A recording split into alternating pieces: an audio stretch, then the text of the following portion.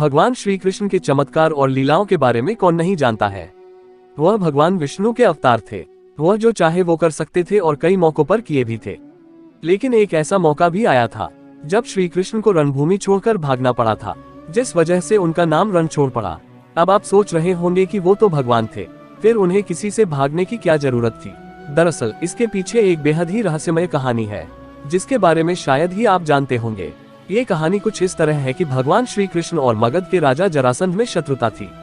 जरासंध ने कई बार मथुरा पर आक्रमण किया था, पर हर बार उसे हार का ही सामना करना पड़ा था। एक बार जरासंध ने भगवान श्री कृष्ण को युद्ध के लिए ललकारा, लेकिन इस बार वह अकेले नहीं था, बल्कि उसने श्री कृष्ण के खिलाफ युद्ध के लिए यवन देश के राजा काल्यवन को भी अपने साथ मिला लिया था। दरअसल काल्यवन को भगवान महादेव से वरदान मिला था कि न तो कोई चंद्रवंशी और न ही कोई सूर्यवंशी उसको युद्ध में हरा सकता है। उसे न तो कोई हथियार मार सकता है और न ही कोई अपने बल से हरा सकता है। भगवान भोलेनाथ से मिले वरदान की वजह से काल्यवन खुद को अमर और अजेय समझने लगा था।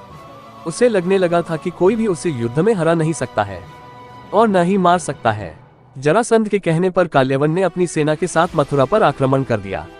अब चूंकि कृष्ण जी जानते थे कि काल्यवन को वो अपने बल से मार नहीं सकते हैं और न ही उनका सुदर्शन चक्र उसका कुछ बिगाड़ सकता है, इसलिए वो रणभूमि छोड़कर भाग गए और एक अंधेरी गुफा में पहुंच गए। श्री कृष्ण जिस गुफा में गए थे उसमें पहले से ही इक्ष्वाकु नरेश मांधाता के पुत्र और दक्षिण कोसल के राजा मुचकुंद गहरी नींद में सोए हुए थे। दरअसल राजा मुचुकुंद के सोने के पीछे भी कहानी है।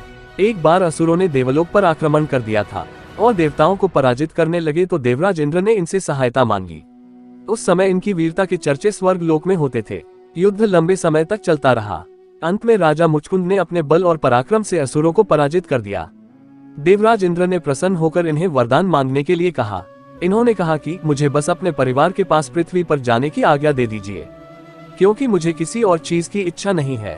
तब देवराज इंद्र ने ऐसी बात कही जिससे राजा मुचकुंद बहुत दुखी हो गए।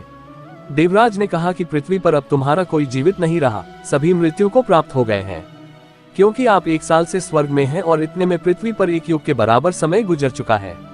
इस बात से दुखी होकर राजा मुचकुंद ने कहा कि मेरा मन बहुत दुखी हो गया है और अब मैं सोना चाहता हूँ, इसलिए हे देवराज मुझे वरदान दीजिए कि मैं गहरी नींद में सो सकूं और कोई मुझे नींद से नहीं जगाए।